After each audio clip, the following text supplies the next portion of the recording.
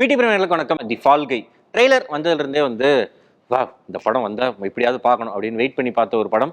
மே 3ஆம் தேதி தான் படம் ரிலீஸ். ஆனாலும் ஃபேன் ஸ்க்ரீனிங் அப்படின்னு நேற்றே 2-3 ஷோ நிறைய தேட்டரில் போட்டாங்க. அதனால குப்பிடின்னு ஓடி போய் பார்த்தாச்சு.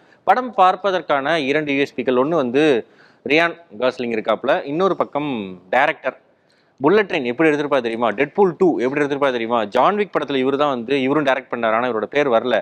தி ட்ரிபிள் எக்ஸ் சீரிஸில் ஹாப்ஷன் ஷான் ஒரு படம் வந்துச்சு, அந்த படமும் இவர் தான் எடுத்தாப்புல. அட்டாமிக் பிளாண்ட்னு சார்லஸ் சேரன் படம், அது கொஞ்சம் கிரிஞ்சு தான்.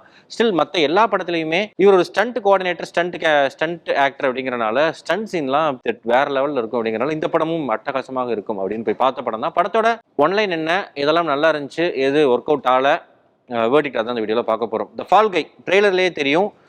ஒரு ஹீரோவுடைய டூப் ஸ்டண்ட் மேன் தான் ரியான் காஸ்லிங். ஸோ இவர் சோ லாங் எகோ ஒரு படத்தில் இவர் ஸ்டண்ட் பெர்ஃபார்மன்ஸ் பண்ணிக்கிட்டு இருக்கிறப்ப குப்பரக்கா விழுந்துடுறாரு, அடிபட்டுருது.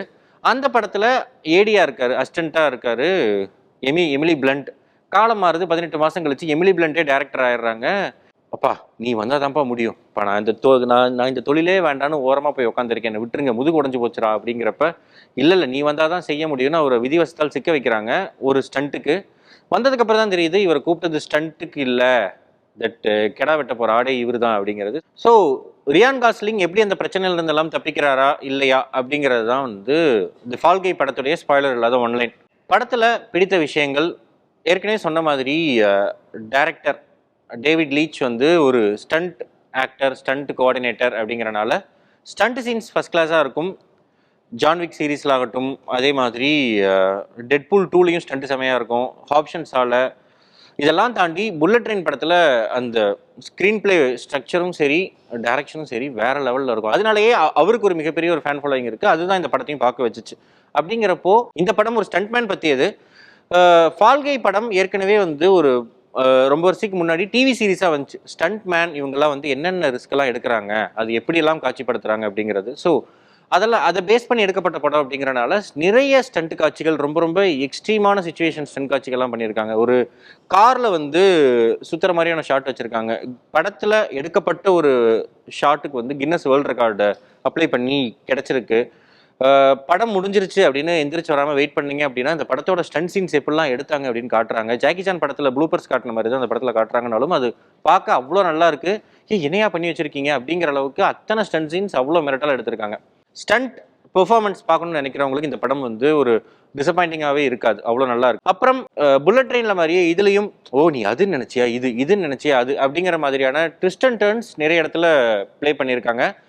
எண்டிங் ட்விஸ்ட்டு கொஞ்சம் டேய் அப்படிங்கிற மாதிரி இருந்தாலும் ஆரம்பத்தில் வர்ற சில ட்விஸ்ட் அண்ட் டர்ன்ஸ் எல்லாம் உண்மையாகவே சுவாரஸ்யமாக இருக்குது.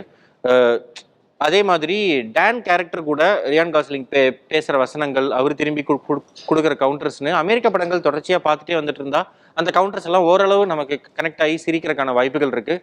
இல்லை அப்படின்னா கவுண்டர் மணி கிளாப் தட்டு வரல, அந்த மாதிரி கும்பலாக சிரிப்பாங்க. அப்போ நம்மளும் சிரித்த மாதிரி ஒரு எக்ஸ்பிரஷன் கொடுத்து மேட்ச் பண்ணிக்கலாம். அந்த மாதிரி தான் இருக்கும். படத்தில் ஒர்க் அவுட் ஆகாத விஷயங்கள், படத்துக்குள்ள ஒரு படம் இருக்குது, அந்த படத்தில் என்ன பிரச்சனைகள் வருது, அந்த படத்தில் தான் இவர் டூப்பாக வராரு அப்படிங்கிறனால அடுத்து என்ன பண்ண போகிறாங்க அப்படிங்கிறது தான் வச்சு படம் எடுத்திருக்காங்க. அப்படின்னாலும் அது கொஞ்சம் ஓவர்டு ஆயிருச்சோ அப்படிங்கிற மாதிரி தோணுது. படத்துக்குள்ள படமாக வரக்கூடிய அந்த ஏலியன் விசஸ் கௌபாய் கதை ஒரிஜினல் படமாவது நல்லா இருக்குது. இந்த உள்ள இருக்கிற கதை உத்தமில்லனில் வர மாதிரி இருக்குது, சத்தியமாக முடியல அப்படிங்கிற ரேஞ்சில் தான் இந்த உள்ள போகிற கதை வருது. ஆனால் அதில் 2-3 ஷார்ட்ஸ்லாம் ட்ரை பண்ணியிருக்காங்க. இந்த ஸ்பிளிட் ஸ்க்ரீன் மாதிரி ஒரு ஷார்ட் ட்ரை பண்ணியிருந்தாங்க. அதே மாதிரி 2 பேருமே என்ன மாதிரியான மேனரிசம்லாம் ஃபாலோ பண்ணுறாங்க அப்படிலாம் ட்ரை பண்ணியிருந்தாங்க. கரோக்கி வச்சு ஒரு போர்ஷன் வந்துச்சு, அந்த மாதிரி போர்ஷன்ஸ்லாம் நல்லா இருந்துச்சு. ஸ்டில் போஸ்ட் இன்டர்வல் படம் கொஞ்சம் டல்லடிக்க ஆரம்பிச்சிருச்சு. ஏன்னா ரொம்ப ப்ரிடிக்டபிளான கிளைமேக்ஸ் நோக்கி படம் நகருதோ அப்படிங்கிற ஃபீல் வர ஆரம்பிச்சிச்சு.